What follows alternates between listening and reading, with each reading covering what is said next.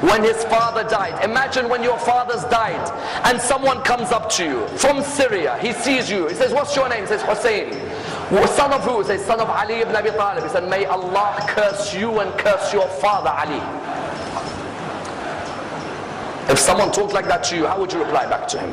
May Allah curse you and your father. The guy's name was Asam ibn Mustalaq. Imam said, is the wind of this area hurting you? Or maybe you've had a disagreement with your wife.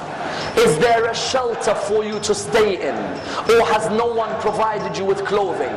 Please come and stay in my house if you are a stranger in this area. Wallah, that person began to cry. He said, Aba Abdullah, I cursed your father in front of you. And this is the way you reply back to me, by making your house available for you? He said, this is the family of Rasulullah and the way we treat people.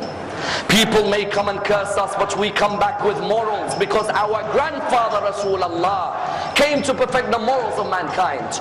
And that's why I will never forget